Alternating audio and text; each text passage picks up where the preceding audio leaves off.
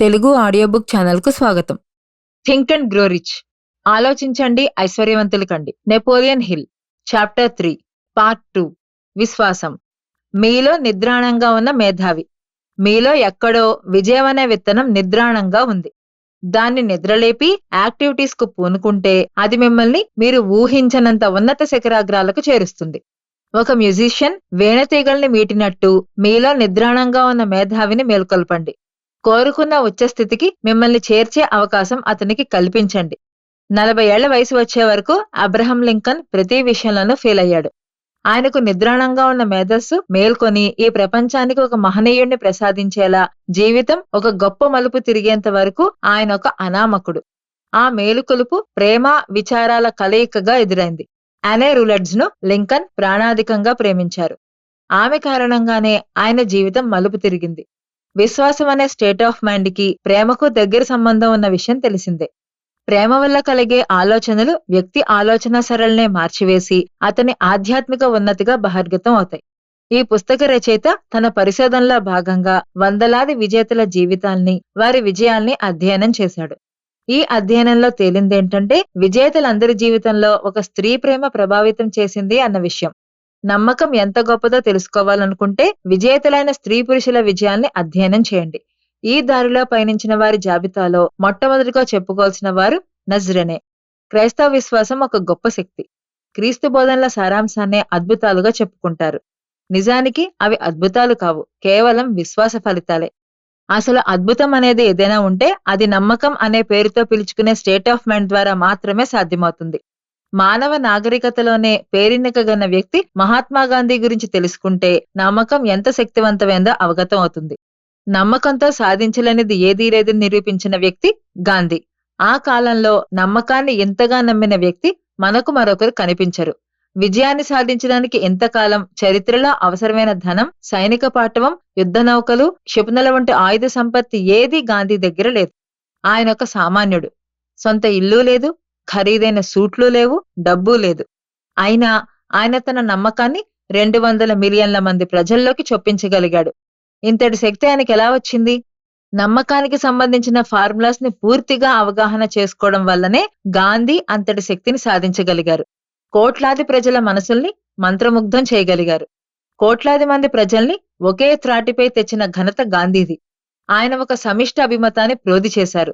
నమ్మకం కాకుండా మరేదైనా శక్తి భూమి మీద ఇంతటి అద్భుతాన్ని ఆవిష్కరించగలదా? అదృష్టాన్ని పండించే ఐడియా. బిజినెస్ ఇండస్ట్రీలో నమ్మకం, సహకారాల ఆవశ్యకత ఎంతైనా ఉంటుంది. ఈ నేపథ్యంలో మనం ఒక సంఘటన గురించి మాట్లాడుకోవాలి. బిజినెస్ మెన్, ఇండస్ట్రియలిస్ట్ ఇబ్బడి ముబ్బడిగా డబ్బును సంపాదించడానికంటే ముందు వాళ్ళేం సమర్పించుకున్నారో తెలుసుకోవడానికి ఈ సంఘటనను విశ్లేషించడం అవసరం. ఈ సంఘటన 1900కి ముందు జరిగింది. అమెరికాలో ప్రసిద్ధమైన యునైటెడ్ స్టేట్స్ స్టీల్ కార్పొరేషన్ కు ఈ సంఘటన ద్వారానే అంకురార్పణ జరిగింది. దీని గురించి చదివే ముందు ఐడియాస్ ని సంపదలుగా మార్చే కొన్ని ముఖ్యమైన విషయాల్ని దృష్టిలో ఉంచుకోవాలి. సిరి సంపదల గురించి ఆసక్తి ఉన్న వాళ్లలో మీరు ఒకరైతే యునైటెడ్ స్టేట్స్ స్టీల్ కార్పొరేషన్ ఆవిర్భావానికి సంబంధించిన ఈ ఉదంతం మీకు ఎంతో ఉపకరిస్తుంది. మనుషులు ఆలోచించడం వల్ల ఐశ్వర్యవంతులవుతారన్న విషయంపై మీకేవైనా సందేహాలుంటే ఈ ఉదంతం వాటిని పటాపంచలు చేస్తుంది. యునైటెడ్ స్టేట్స్ స్టీల్ కార్పొరేషన్ ఆవిర్భావం వెనుక ఈ పుస్తకంలో పేర్కొన్న సూత్రాలు కూడా ప్రధాన పాత్ర పోషించాయి. న్యూయార్క్ వరల్డ్ టెలిగ్రామ్ లో జాన్ లోవెల్ ఈ సంఘటనకు సంబంధించిన గొప్ప వివరణను ప్రచురించారు. ఆయన అనుమతితో దీన్నిక్కడ ఇస్తున్నాను. $1 బిలియన్ పండించిన చిన్నపాటి డిన్నర్. 5th అవెన్యూలోని యూనివర్సిటీ క్లబ్ కు చెందిన మీటింగ్ రూమ్ లో 12 డిసెంబర్ 1900 నాటి సాయంత్రం దేశంలోని ఆర్థిక ప్రముఖుల్లో 80 మంది సమావేశమయ్యారు. వారంతా పాశ్చాత్య ప్రపంచానికి చెందిన ఒక యువకుణ్ణి సన్మానించే ఉద్దేశంతోనే అక్కడికి చేరుకున్నారు. నిజానికి అమెరికన్ ఇండస్ట్రియల్ హిస్టరీలోనే ఒకానొక ప్రధాన ఘట్టం తమ కళ్ల ముందు ఆవిష్కృతం అవుతుందని అక్కడున్న చాలా మందికి అప్పటికి తెలియదు. పిట్స్బర్గ్ ని ఇటీవల సందర్శించినప్పుడు తమను ఎంతో సాదరంగా ఆహ్వానించిన చార్ల్స్ ఎం ష్వాబ్ సహృదయతను జే ఎడ్వర్డ్ సైమన్స్ మరియు చార్ల్స్ స్టూవర్ట్ స్మిత్లు ఇంకా మర్చిపోలేదు.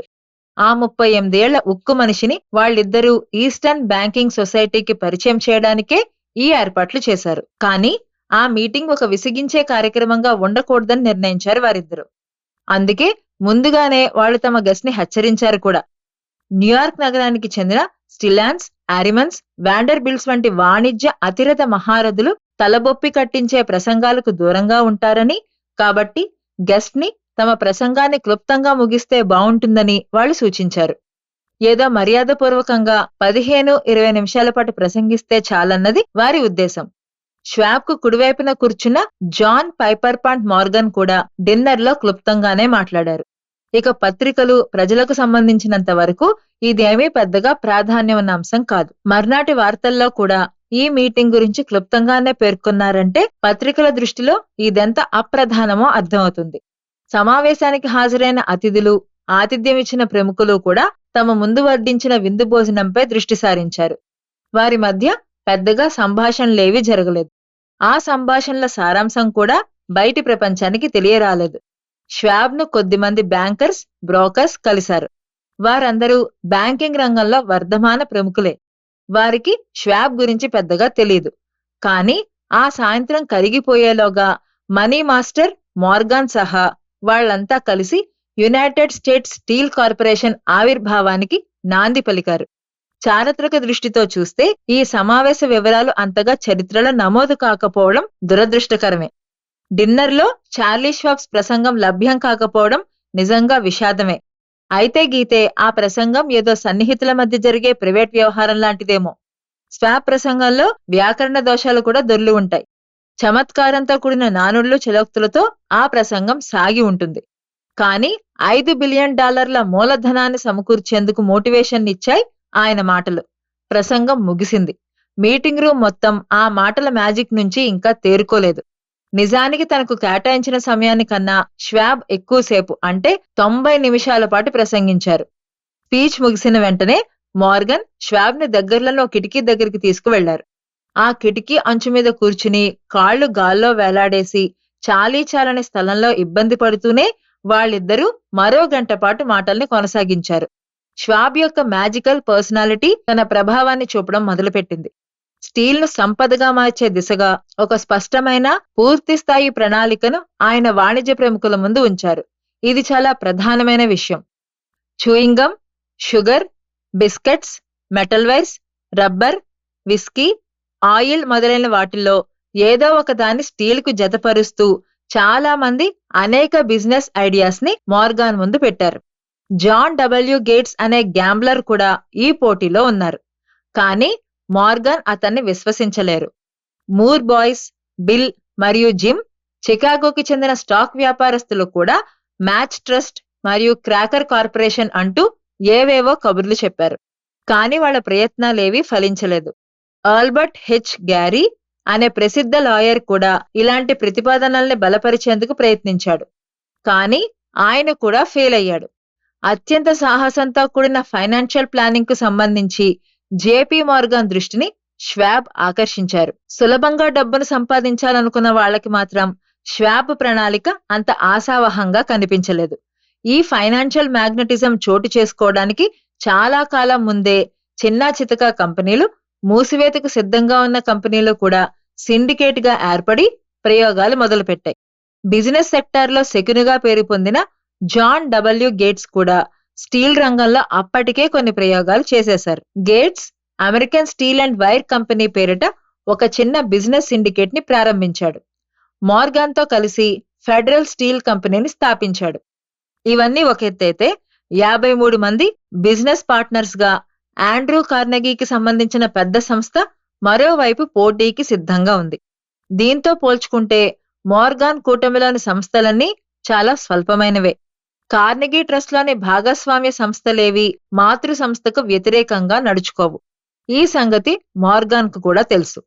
చిన్న చిన్న కంపెనీలన్నిటినీ తన కంపెనీలో కలుపుకుంటూ మోర్గాన్ వ్యవహరిస్తున్న వ్యాపార శైలిని కార్నెగీ తన ఎత్తైన స్కిబో క్యాజిల్లోంచి గమనిస్తూనే ఉన్నారు. మొదట్లో ఆశ్చర్యమనిపించిన మోర్గాన్ శైలి కార్నెగీకి ఆగ్రహాన్ని తెప్పించింది. మోర్గాన్ దూకుడు ఎక్కువైన తర్వాత కార్నెగీలో అతని పట్ల ఉన్న వ్యతిరేకత కాస్త కోపంగా మారింది. మోర్గాన్ కు శత్రువులుగా ఉన్న కంపెనీల తాలూకు ఫ్యాక్టరీస్ పై కార్నెగీ దృష్టి నిలిపారు. వైర్, పైప్, హూప్స్, షీట్ మొదలైన వాటిని ఆ ఫ్యాక్టరీస్ తయారు చేస్తూ ఉండేవి. తనకు ఆసక్తి లేకపోయినా కార్నెగీ వాటికి రా స్టీల్ ను సరఫరా చేశారు. ష్వాబ్ ప్రధాన సహాయకునిగా కార్నెగీ తన జైత్రయాత్రను ప్రారంభించారు. ఆనాటి సాయంత్రం ష్వాబ్ ప్రసంగం ఒక అవకాశాన్ని చూచాయిగా మోర్గాన్ ముందుకు తెచ్చింది. బృహత్ సంస్థ అయిన కార్నెగీ ఎంటర్ప్రైజ్ మోర్గాన్తో చేతులు కలపాలి. ష్వాబ్ స్టీల్ ఇండస్ట్రీ భవిష్యత్తు గురించి మాట్లాడాడు. ఈ రంగంలో సామర్థ్యాన్ని పెంచాల్సిన అవసరం గురించి, ఐరన్ స్టీల్ రంగానికి సంబంధించిన ఆర్థిక విషయాల గురించి, పరిపాలన నిర్వహణకు సంబంధించిన విభాగాన్ని మెరుగు చేయాల్సిన అవసరం గురించి, ఫారెన్ మార్కెట్స్ పై పట్టు సాధించడానికి సంబంధించి ష్వాబ్ ప్రసంగం వివరించింది. వ్యాపారంలో దోపిడీకి దుర్మార్గాలకు పాల్పడుతున్న వైనం గురించి కూడా ఆయన ప్రసంగించాడు. గుత్తాధిపత్యాన్ని పెంచి ధరల పెరుగుదలకు ద్వారాలను తెరవాలన్నదే ఈ దోపిడీదారుల మనోగతమని ఆయన పేర్కొన్నాడు. అప్పట్లో ఉన్న వాణిజ్య వ్యవస్థ మీద ఆయన తన అయిష్టతను వెలిబుచ్చారు. ప్రతిదీ విస్తరించాల్సిన సమయంలో అన్నిటినీ కుదించేస్తున్న సంకుచిత దృష్టితో రచించిన ప్రణాళికల్ని ఆయన తప్పుబట్టారు. స్టీల్ ధరను తగ్గించడం ద్వారా మార్కెట్ అవకాశాలను విస్తృతం చేసుకోవచ్చని, స్టీల్తో మరింత ప్రయోజనాల్ని పొందొచ్చని, కొత్త ఉత్పాదనల్ని ప్రవేశపెట్టొచ్చని, గ్లోబల్ మార్కెట్పై పట్టు సాధించొచ్చని ఆయన వాదించారు. తనకు తెలియకుండానే ష్వాబ్ అధునాతన యుగపు ఉత్పత్తి రంగానికి మార్గనిర్దేశం చేశాడు. యూనివర్సిటీ క్లబ్లో జరిగిన మీటింగ్ ఆ విధంగా ముగిసింది. ష్వాబ్ ప్రతిపాదనల గురించి ఆలోచిస్తూ మోర్గాన్ ఇంటికి వెళ్లిపోయారు. ఆండ్రా కార్నెగీ తరపున స్టీల్ వ్యాపారాన్ని కొనసాగించేందుకు ష్వాబ్ కూడా స్వస్థలానికి వెనుదిరిగి వెళ్లిపోయాడు. మిగిలిన బిజినెస్ మెన్ కూడా మీటింగ్లో చర్చించిన విషయాల గురించి ఆలోచిస్తూ ఎవరింటికి వారు చేరుకున్నారు. ష్వాబ్ ఏం చెప్పాడో అర్థం చేసుకోవడానికి మోర్గాన్కి వారం రోజుల కంటే ఎక్కువ పట్టలేదు. ఎలాంటి ఆర్థిక నష్టం ఉండబోదని భావించిన తర్వాత ఆయన ష్వాబ్ను ఆహ్వానించాడు. ష్వాబ్ బాగా మొహమాటస్తుడు. తాను వ్యాట్ అధినేతతో చట్టాపట్టాలు వేసుకుని తిరగడాన్ని తన కంపెనీ అధ్యక్షుడైన కార్నెగీ ఇష్టపడడని ష్వాబ్ హెచ్చరించాడు. ఎందుకంటే జాన్ డబ్ల్యూ గేట్స్ వ్యవహారాల పట్ల కార్నెగీకి పెద్దగా సదభిప్రాయం లేదు. ష్వాబ్కి మోర్గాన్కి మధ్య జాన్ డబ్ల్యూ గేట్స్ మధ్యవర్తిగా మారాడు. ఫిడెల్ఫియాలోని బెలీవియా హోటల్లో ష్వాబ్ మోర్గాన్లు యథాలాపంగా కలుసుకునేలా అతను ఏర్పాటు చేశాడు. వారి కలయిక అనుకోకుండా జరిగినట్టు ఉండాలే తప్ప ముందస్తు పథకం ప్రకారం కలుసుకున్నట్టుగా ఉండకూడదు. గేట్స్ అందుకు తగిన జాగ్రత్తలు తీసుకున్నాడు. ష్వాబ్ రాగానే మోర్గాన్ ఇబ్బందిగా కదిలాడు. అనంతర పరిణామంలో మోర్గాన్ని ష్వాబ్ న్యూయార్క్లోని మోర్గాన్ ఇంటిలో కలిశాడు. ఆ సమయంలో మోర్గాన్ తన లైబ్రరీ రూమ్ లో ఉన్నాడు. నిజానికి ఈ నాటకీయ పరిణామాలన్నిటినీ తెర వెనుక నుంచి కార్నెగీనే నడిపించారని కొందరు చరిత్రకారులు అపోహపడుతున్నారు. కానీ నిజం ఇందుకు విరుద్ధమైంది. మోర్గాన్ ముందు ష్వాబ్ ఉంచిన ప్రతిపాదనల గురించి కార్నెగీకి తెలీదు. నిజానికి కార్నెగీ కన్నెత్తి చూడ్డానికి కూడా ఇష్టపడనంత అల్పులైన వ్యక్తులతో కూడా ష్వాబ్ వ్యవహారాన్ని నడిపించాల్సి వచ్చింది. ఇదంతా ష్వాబ్ తనంత తానుగా చేశాడు. ఆయన తన మనసులోని మాటని ఒక లెటర్ రూపంలో వివరించాడు. కొత్తగా ఆవిర్భవించనున్న బృహత్ సంస్థలో పాలు పంచుకునే ప్రతి స్టీల్ ఉత్పాదక సంస్థకు ష్వాబ్ ప్రాధాన్యమిచ్చాడు. ష్వాబ్ ప్రణాళికను ఆ రాత్రంతా నలుగురు తీవ్రంగా విశ్లేషించారు.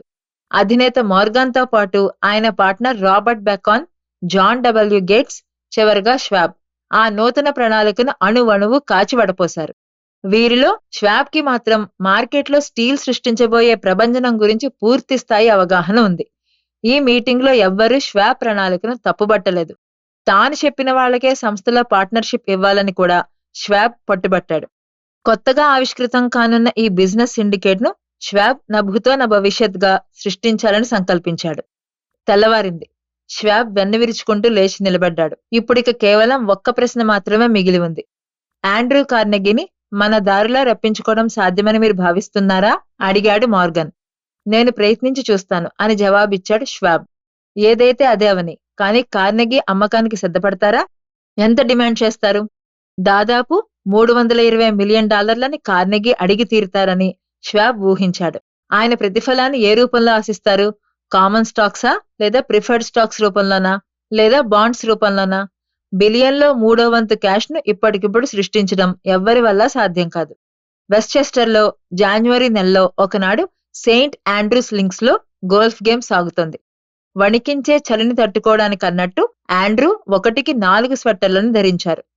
తోటి ఆటగాడు చార్లీ ఎప్పటిలా వసపిట్టలా వాగుతూనే ఉన్నాడు. వాళ్ళిద్దరి మధ్య ఎన్ని మాటలు దొర్లినా వాటిలో బిజినెస్ కి సంబంధించిన ప్రస్తావన మచ్చుకు ఒక్కటి కూడా లేదు. చివరికి వాళ్ళు దగ్గరలో ఉన్న కార్నెగీ కాటేజ్ కి చేరుకున్నారు. యూనివర్సిటీ క్లబ్ లో ఎంత ఆత్మవిశ్వాసంతో అయితే ష్వాబ్ స్టీల్ కు సంబంధించిన బృహత్ సంస్థ తాలూకు ప్రణాళికను వివరించాడో అంతే ఆత్మవిశ్వాసంతో ఈసారి కార్నెగీ ముందు తన బిజినెస్ ప్రపోజల్ను ఉంచాడు.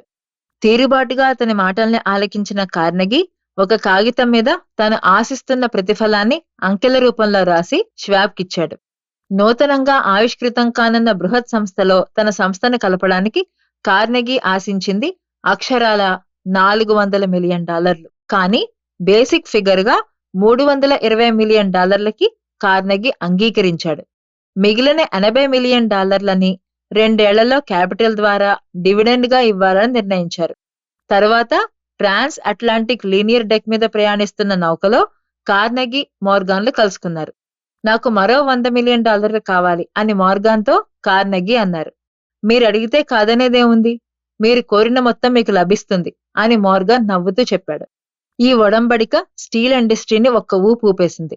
దేశానికి బిజినెస్ ట్రస్టులు సారథ్యం వహిస్తే మరో 25 ఏళ్లలో వాషింగ్టన్ సామ్రాజ్యం అనూహ్యంగా విస్తరిస్తుందని యేల్ ప్రెసిడెంట్ హ్యాడ్లీ వ్యాఖ్యానించారు. స్టాక్ మ్యానిపులేటర్ కీనే ప్రజల నుంచి ఇన్వెస్ట్మెంట్స్ ని ఆశిస్తూ మార్కెట్లోకి కొత్త స్టాక్స్ ని విడుదల చేశాడు. ఈ మొత్తం వ్యవహారంలో రమారమి $600 మిలియన్ దక్కాయి. దీంతో కార్నెగీ తన మిలియన్లను దక్కించుకోవడంతో పాటు మోర్గాన్ కూటమికి $62 మిలియన్ లభించాయి. వీరిద్దరితో పాటు గేట్స్ నుంచి గ్రే వరకు అందరూ తమ తమ వాటాల్ని పొందారు. 38 ఏళ్ల ష్వాబ్కి కూడా తాను ఆశించిన ప్రతిఫలం దక్కింది. అతనిప్పుడు తాను కొత్తగా నెలకొల్పిన స్టీల్ సిండికేట్ కి అధ్యక్షుడు. ష్వాబ్ 1930ల వరకు ఆ పదవిలోనే కొనసాగాడు. ఆలోచనతో సిరుల వర్షం. ఒక బృహత్ సంస్థ రూపం తీసుకున్న వైనాన్ని మీరింతవరకు చదివారు. ఒక ఉక్కు సంకల్పం మానసిక ఆలోచనగా మొదలై ఫిజికల్ ఫామ్ లోకి తీసుకుంటే ఎంతటి అద్భుతాలు జరుగుతాయో తెలుసుకోవడానికి ఇంతకన్నా నిదర్శనం ఏం కావాలి? అంతటి బృహత్ సంస్థ ఒక్కగానొక్క మనిషి మెదడులో రూపం తీసుకుంది. ఈ సంస్థ అమలు చేసిన ప్రణాళిక ద్వారా అనేక స్టీల్ ఇండస్ట్రీస్ ఫైనాన్షియల్ స్టెబిలిటీని పొందాయి. ష్వాబ్ నమ్మకం, ఆయన బర్నింగ్ డిజైర్, క్రియేటివిటీ, పట్టుదలలే యునైటెడ్ స్టేట్స్ స్టీల్ కు మూలాధారాలు. ఆ సంస్థ చట్టపరంగా ఉనికిలోకి వచ్చిన తర్వాత దానికి అవసరమైన యంత్ర సామగ్రి, ఇతర స్థిరచర ఆస్తుల విలువ నిజానికి అంచనాల కంటే ఎక్కువగానే పెరిగాయి. జేపీ మోర్గన్ తదితరుల మెదళ్లలోకి చార్ల్స్ ఎం ష్వాబ్ ప్రవేశపెట్టిన ఆలోచన, నమ్మకం వెరసి $600 మిలియన్ లాభంగా రూపొందింది. ఒక్క ఆలోచనకు దక్కిన ప్రతిఫలం ఇది. సంపదలు ఆలోచన రూపంలో మొదలయ్యాయి. ఆలోచనకు కార్యరూపాన్నిచ్చిన వ్యక్తి మనసు ప్రతిఫలాన్ని నిర్ణయించింది. నమ్మకం అన్ని పరిమితుల్ని జయిస్తుంది. ఈ పద్ధతిలో మీరు మీ జీవితం నుంచి దేన్ని కోరుకున్నా ఒక్క విషయాన్ని జ్ఞాపకం ఉంచుకోండి. మీ విలువను మీరే నిర్ణయించుకోవడం ద్వారా మీ జీవితం నుంచి మీరు కోరుకున్న దాన్నే పొందొచ్చు. మా ఛానల్ కనుక మీకు నచ్చినట్లయితే లైక్ చేయండి, షేర్ చేయండి, సబ్స్క్రైబ్ చేయండి.